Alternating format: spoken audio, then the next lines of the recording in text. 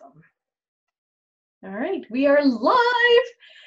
Hello, everybody. It is Roxie, the realtor from Real Estate Rockstars in the Past, and we have Miss Sara Marie Brenner with us from the Brenner Group Properties. Did I say it right?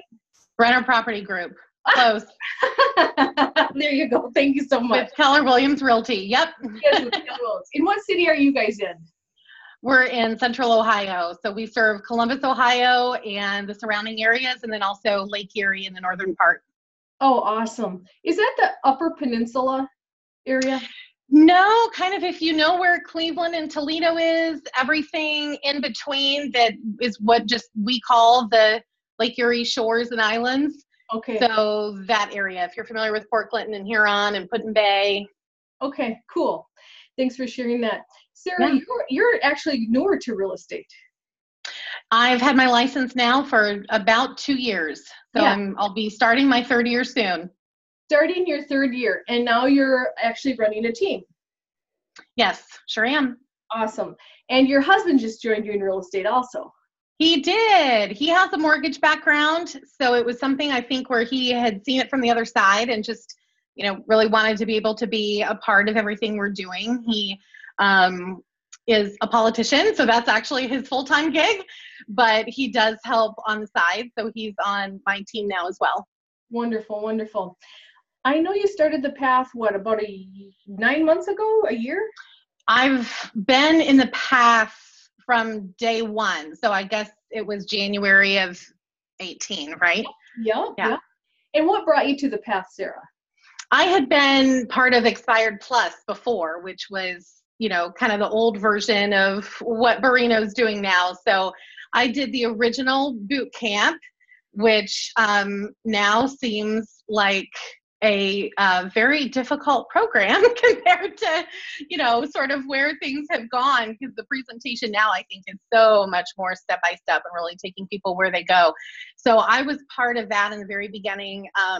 I got my license in April of 17, and first 2 months kind of spent just figuring out what in the world I was doing. And I've got a sales background, so I understood that, but I didn't understand it in the real estate world. And I was with a brokerage at that time that had no new agent training. Right. And so I was really figuring out everything on my own. So it was kind of early summer of 2017 that I found the Expired Plus program. And so I really got started in real estate by going after expireds and cancels and FSBOs. Love it. And how courageous of you to do that. Well, I needed something. I needed a way to get going. And I knew that waiting on my sphere to want to all buy houses wasn't gonna get me up and running. So, certainly we still nurture our sphere, but I didn't want to only rely on that as my source. Yeah. So I knew I had to find something, and I tried a couple of different things. And so I was sort of, skeptical in the beginning to make sure that this was going to work and actually be a good program. And I've never looked back since. It's been amazing. And, I think sometimes now with where things are, sometimes I'm kind of in and out of the path or of new trainings, but I still am always going back into Listing University and looking at things and pulling things out and looking at mailers and looking at the letters and, showing people on my team, hey, here's how we're going to do this and here's why. And so Borino's a big part of my team. He just doesn't really know it, but he's part of my team, and especially what we do on the listing side. He does know it, Sara, and that's why I'm so happy to have you here, because we talk a lot about you, and I'm so proud of all the work that you've put into this. One thing that I noticed right out of the gate with you is that you're just like, you joined the path and you're like, I got this. Your mindset was just on point. It wasn't like, oh, I'm scared to make calls, or I've got the drunk monkey thing going on. It was just like, give it to me, right? Yeah. Well, and that's from a sales background. I started my first company when I was 12 years old and built it over 20 years and then sold it. So, I've got a much different background than your average new agent, but I think the part that Borino makes so easy is that it's step-by-step. Yeah. So it really doesn't matter in my book, and even the people who are joining my team, I've got some newly licensed people on my team. And even if they're just working with buyers or whatever it might be, it's starting at square one and meeting that agent where they are. And so, you know, you don't have to not be afraid to pick up the phone. If you are afraid to pick up the phone, it's okay. You've got the confidence clinics, you've got, you know, the mindset coaching, all those different things to get you to where you need to be. And in Keller Williams, we have this bold class that it's called, and we have bold laws. And one of the bold laws is that your business only grows to the extent that you grow. And so, you know, if you're afraid to make phone calls, it's okay. But you have to grow past that so that your business can grow. It's all, you know, you grow and then your business grows, and you grow and then your business grows. And that's really what it is. So while the phones may not have been my challenge, I mean, I have had other challenges, and especially getting through the growth stage, we all have our own challenges. Nobody's getting into this business and it's easy peasy. It's simple, but it's not easy. And so, you know, if making phone calls is your challenge, that's fine. You just have to grow so that your business can grow. I mean, that's really what it comes down to. I think that that's one of the things that's made you just shoot out of the rocket so strong and so powerful, is though that you just really did seize it. You didn't have to learn that part of it. And that, I'd have to ask you, what was the business that you started when you were 12? That's interesting to me. I came out of music and theater. Okay. So my theater is still really part of what I do today. And actually my team, when we get together for team call sessions, we do improv together. Love it. And it's so much fun. And if you talk to people on my team, they either think that I'm crazy or a ton of fun. But we do a lot of improv together because it really gets the mind thinking, and it teaches you how, you know, when you've got somebody who says something to you, what are you saying back? You know, you're thanking that person for whatever they said, even if you didn't like it. And then you're responding back. That's what improv is all about. And that's really what it's about, being on the phone with, you know, all these different people, right? Is that we've got to thank them for whatever they said, even if we hate it, and then be ready to respond back. So I use a lot of the music and theater. So I started just teaching private lessons at 12 out of my parents' home. And then at 19, hired my first employee and grew it into a 5,000 square foot studio and sold all that 20 years later. Are you kidding me? That is fantastic. I didn't know that. I knew that you liked music and whatnot because I saw you with your Christmas carols and everything, and it was so awesome. Yep. Like, I to myself, I said, has she been on stage a few times? More than I can count. Yes. Absolutely. So Sara, this is your second year really in the business here, your third year. And I'll be starting my third, yeah.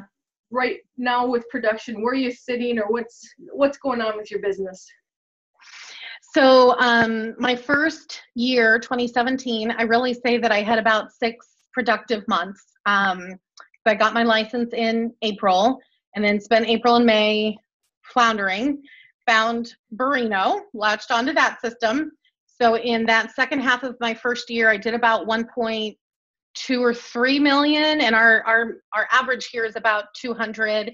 My first year, my average was about 150, but the city average is about 200, 180 to 220. And then last year, I did about 5 million. And then this year, we're going to finish out our first quarter at about 2.4 million. And of course, that ends at the end of March. Team goal, not just my personal goal, but team goal for this year is 20 million. Love it. So, you know, we've got it all broken out. I've got Borino on the, you know, expired side as a coach. And then I also have a productivity coach. So I've kind of got both. Yeah. So I'm always working with my productivity coach every week. We have a 30-minute conversation, going over numbers, making sure I'm heading in the right direction. So yeah, so for this year, it's 20 million as a team, not just me. Yeah. But I mainly just focus on listings. I'll work with some luxury buyers. But otherwise my team takes buyers. If they get a listing, they refer it back to me, and I run with all the listings. Love it. Love it. Love it. And your team now is, how many people are on your team? We've got 7 as of today. Okay. And then I've got a few more who may be coming on. I think one of the things that's really important is that we've set a standard of performance in place. So as new team members come on, we give them a 90-day ramp-up period. Okay. And between Keller Williams and myself, there is nothing that they do not have. They have absolutely everything that they could possibly need, from leads to training, you know, the tools, the CRM, everything that they need, they get. And so if after those 3 months, if they're not doing at least one transaction a month, then they're not going to be on the team anymore. And they all know that coming on. But we give them that 90-day ramp up period so that they can acclimate, even if they're a transfer from a different brokerage. Mm-hmm. I'll still give them a 90-day ramp up period just so they can get used to our systems and how we do things. And we are a team. We truly function as a team. These are not just buyers, agents who I just send leads to and say, have fun. We truly function as a team. So, you know, that's a big difference. And I hear that a lot, even from my team members, that most teams don't really function this way. But, you know, I'm not just this person they never see. They see me almost every day. We're involved a lot. I talk to most of them every day, some at least, you know, 2 or 3 times a week. We're very involved together. Okay. And you have your office at the office, the Keller Williams? Yeah, this is my office. We're actually in the process of getting a new office that's going to be about 3 times the size so that we can fit everybody in it and everybody can have a desk. Right now, everybody can't. So there's one that just opened up that we're going to be moving into in the same office in a couple of weeks. But I'm in a really big Keller Williams market center, and we've got about 250 people in this market center, and it's a huge building. So we're moving what feels like a football field away, but to a nice big space where we'll all be able to fit. That's a lot to accomplish in such a short time, Sarah. I've always just been so impressed with you. And as you're growing, like, you know, typically the agent that comes to us is, again, you know, maybe struggling to answer the phone or this kind of thing, and you got all that figured out. But I think that what a lot of people need to understand is that even once you get all that figured out and you get your business and your systems, there's still, every step of the way, you have different challenges and different scenarios and different things that, or the market shifts and these kind of things come up too, don't they? Oh, yeah. I mean, I think one of the biggest things, and we actually were just talking about this yesterday, I just received the 10 under 40 honor from Columbus Realtors. There were 10 of us who are in that club this year. And we just had a panel yesterday, and that was actually one of the questions, you know, how we're managing this shift. And I've switched my doctorate now, but I was working on a doctorate in finance. And so actually I spent a lot of time really studying the financial crisis as part of that doctorate and kind of working it through from a finance perspective more so than real estate. But yes, we're going through a shift. Hopefully, though, it's not going to be the financial underpinning. It's just going to be that we're going through changes in the market, whether it's from tech to the way that buyers are shopping, to the way that sellers are looking for agents to sell their home. You know, who's buying what, how long houses are going to stay on the market, where the inventory levels are, interest rates, all those kinds of things. So it's a different kind of shift. It's not a short sale foreclosure desperation shift, at least not yet. I mean, hopefully it won't be, but you know, at least not yet. So yeah, I mean, we talk about those things all the time. And one of the things that, you know, we're big on here at this office is the fact that it's going to be the skilled agents who get through the shift. Mm-hmm. The people who have just been getting things by luck are not going to survive the shift because they don't have the skills.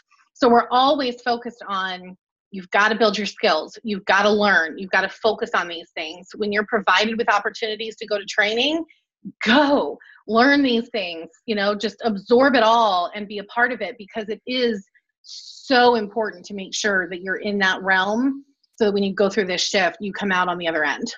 Exactly. Sarah, I know that you are very, very a stickler with sticking with your daily schedule. You have your schedule laid out. What keeps you on point like that? What drives you to actually work the program? Well, so I think there's 2 things. The first is I allow myself flex days, and I think you have to have that because things come up. So yes, I'm a stickler, but I'm a stickler on the days that I planned to be a stickler, if that makes sense. So, you know, for example, my Fridays are the day that I do one-on-ones with all of my folks on my team. So I actually don't have time for lead gen because there's so many people I'm having to sit down with one-on-one. So I know on my Friday that I'm not going to get my lead gen in. So if I can move that 2 hours to a different day, if I can put it on a Saturday, if I can, you know, do lead gen Thursday morning normally, but then also stick in another hour on Thursday night just so I can catch up for that. So I'm constantly shifting my calendar around. And if you could see my calendar, it's all different colors. And I have everything that's revenue producing in green. And the things that are in green, I know, and my admin knows, you do not touch. You do not schedule over that. I mean, if there's a closing at 9 a.m. and that's when I'm supposed to do my lead gen, I don't go to my closing. And that's been very hard for me actually to transition into. Yeah. And my coach said, you know what, your client's really not, I mean, especially if it's a seller, they're sitting there for 10 minutes just signing a bunch of papers. Who cares whether you're there? Yeah. It doesn't matter. Yeah. You don't drop the relationship then, though. You prep them the day before that you're not going to be there. They have the closing, and then you call them later that day and say, hey, you know, I see everything got signed. I'm going to stop by your house tomorrow with your gift or whatever. So you're continuing on with the relationship. So I think one of the biggest things I've had to do is I've had to figure out where to say no. Oh, very important, isn't it? Yeah. It is. And I don't like to say no. And I've also had to figure out that I can't please everybody. And I think that's, for those of you who like DISC, I'm a high D and I'm a high I. Mm-hmm. And I don't have much S and I don't have much C. So you can imagine I'm sometimes kind of a wreck because I want everybody to like me, but I also have this drive that I know I have to get things done, right? So it's hard, I think, balancing those two. But I've definitely had to start focusing on that. And I make notes, I write things down. I always have my, you know, like my journal with me with my pen, and I take notes and I write down what I need to do. And I just really try to stick to those green things. It's the revenue producing things. Everything else on my schedule can get moved around. Mm-hmm. But those green things have to stay on my schedule, and it's lead gen and my listing appointments. Love it. Everything else is fluid. Yeah. And it has to be. Now, do you work with your team as far as their schedule too? Is that something that you follow with them? Yep, and it's something that we coach on.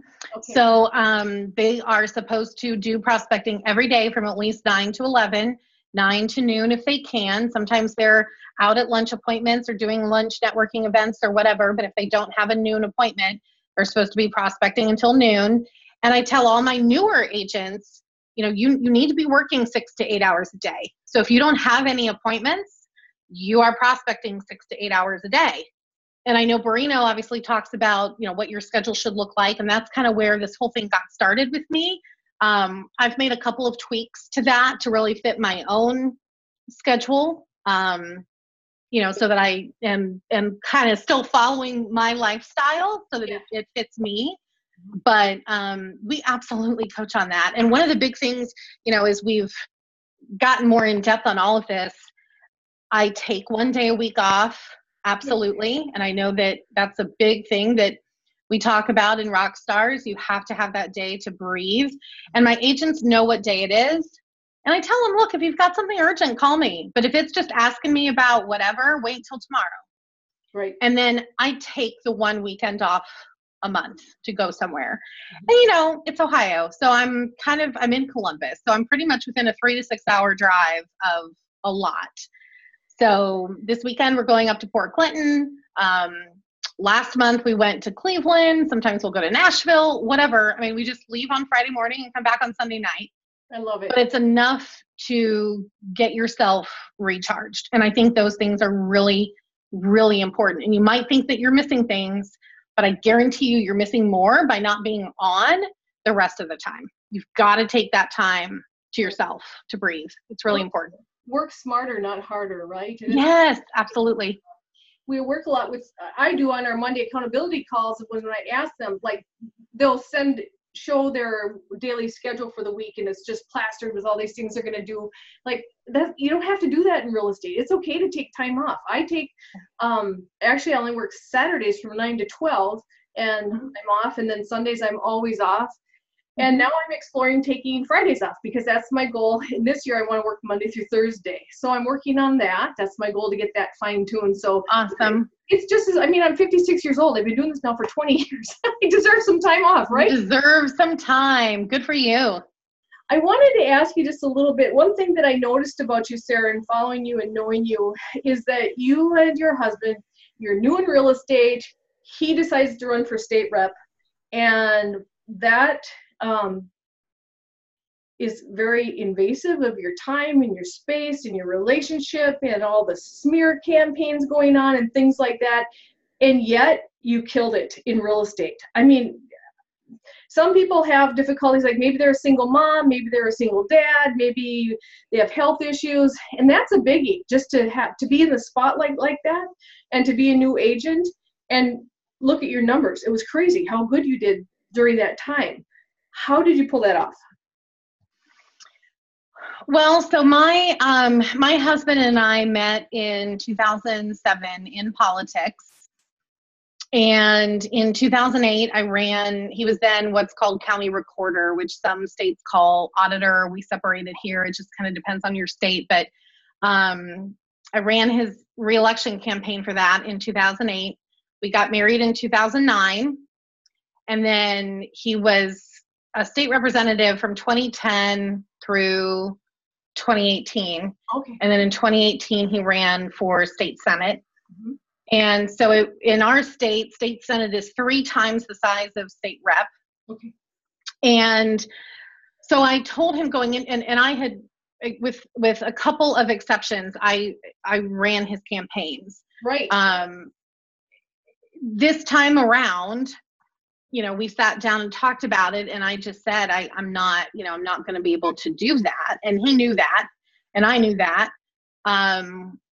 So I kind of was at 65,000 feet, kind of, you know, looking, making sure that if something had to get done and no one else was doing it, that I could do it. But for the most part, I just focused on real estate. And when there were important things, I would tell him, do you need me there? If you do, you have to invite my calendar and put it on my calendar and make sure I reply yes. And if you really don't care whether I'm there, don't invite me. So I would know, you know, if he sent me a calendar event, it was something where it was important for me to be there. And so I went. And I think that's just something when you are married that you do. I mean, you know, you're always going to have things that the other spouse is trying to accomplish, whether it's career or health or, you know, whatever it is, you're always going to have those things. And it's just trying to stay open about it and to communicate. And I think the other thing is, you know, you've really got to have confidence in yourself, whether you're a single mom or a single dad, or, you know, I've got fibromyalgia as well. So that's something else that I battle. But whatever it is that you're going through, you have to have enough confidence in yourself. For me, you know, when it was looking at the horrible things that were said about my husband, 99.999% of which are always false, right? Right.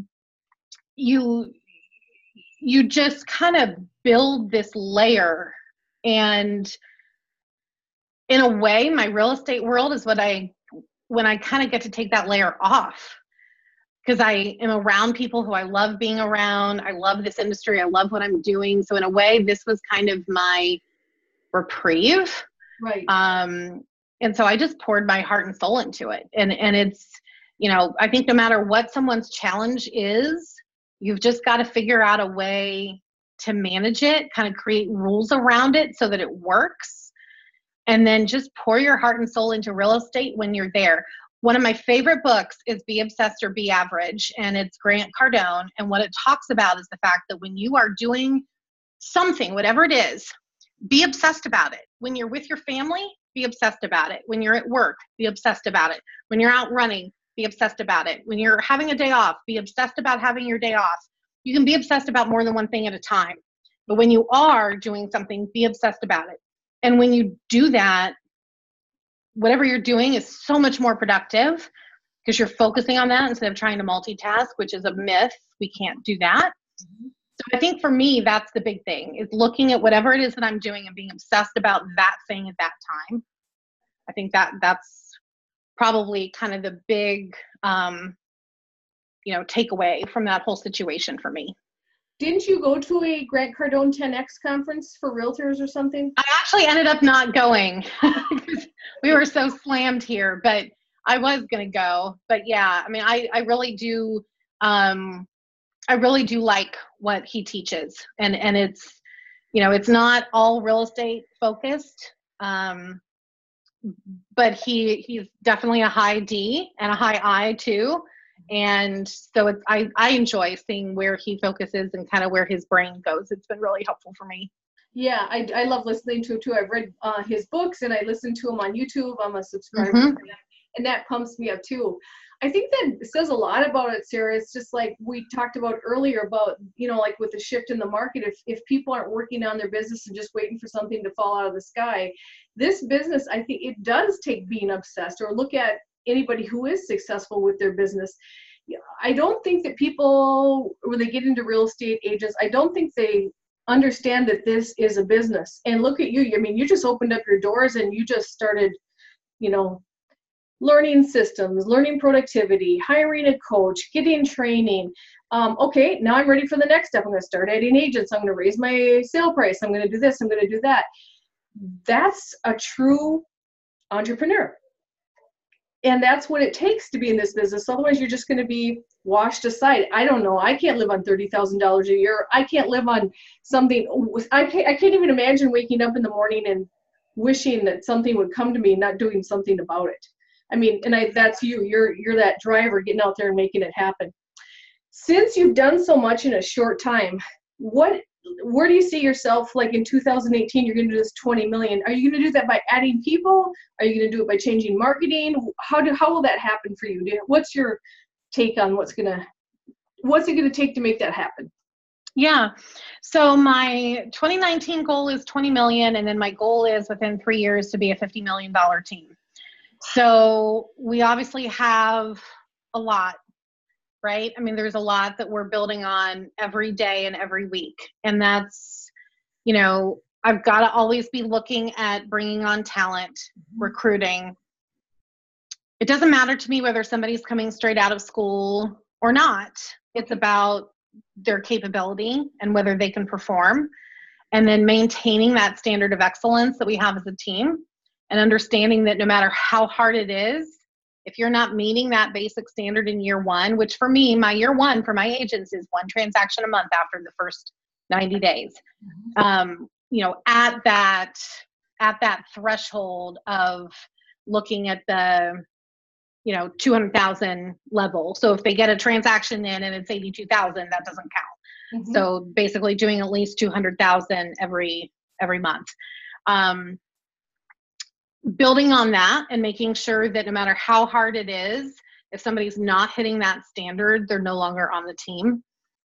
I have to lead by example. And sometimes that's challenging, but I have to always look at it that way, that I'm leading by example. And I have to focus on the synergy. And if there's somebody in the group who's toxic, they have to go. So for me, it's being very matter of fact about everything, and always reevaluating. What am I doing with my marketing? What's my P&L look like for this month? Where is my money and where is it going? And, Grant Cardone always says, who's got my money? And, that's kind of, right? Like, who has my money from the standpoint of that it's coming to me, but also who has my money from the standpoint of what am I spending money on? Right. We've really got to look at that. And we do spend money on lead gen, and we do spend money on leads and things like that, but it has to be productive. So really what we're working on building through the rest of this year is the structure within the team to really build 3, not necessarily silos, but kind of divisions. So my admin is definitely siloed off. I never want an admin task to be tossed back to sales, and sales should never be tossing an admin or a sales task over to admin. And then on the sales side, really building out who the buyer lead agent is and who the listing lead agent is. Right now, they're still kind of both me, but I do have somebody who's helping me with my buyers who's growing into that lead agent position. Perfect. And then I'm in the process of getting somebody on the listing side to do the same.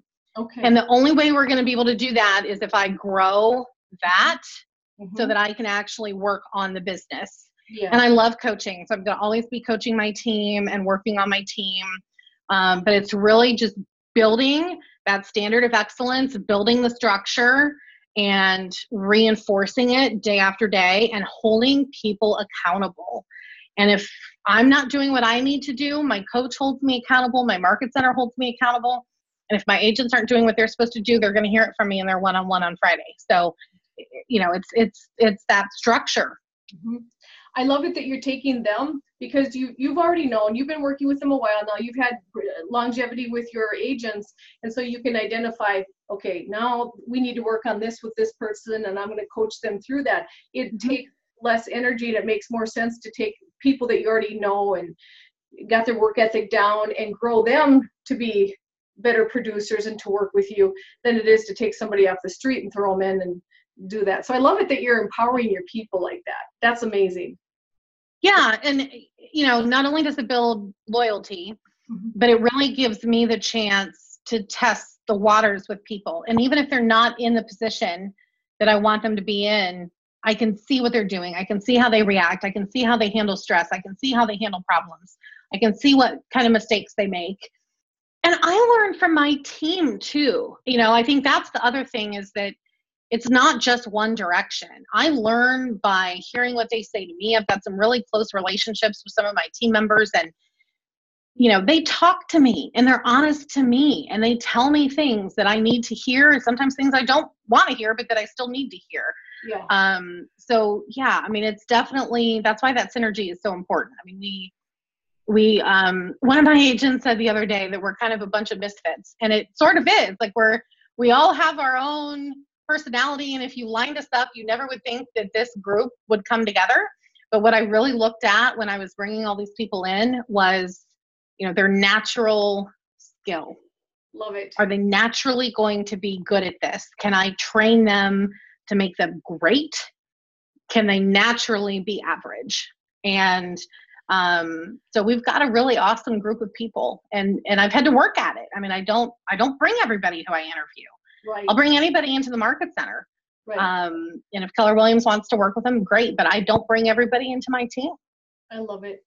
Sarah, we're ending our time together here now. It's been 30 minutes. I just wanted to tell you, thank you so much for sharing the good, the bad, and the ugly. And there's not very much ugly. And that's what's so cool, is that you're just hunkering down and doing what you need to do to grow your business. And I love following you. I love watching you. And I love all this taking place. And it's so inspiring because you are a new agent. So thank you so much for this time that you gave us today, Sarah. Oh, it's my pleasure. Okay. We'll throw this out into the rockstar world. And thank you again. Thank you. Bye.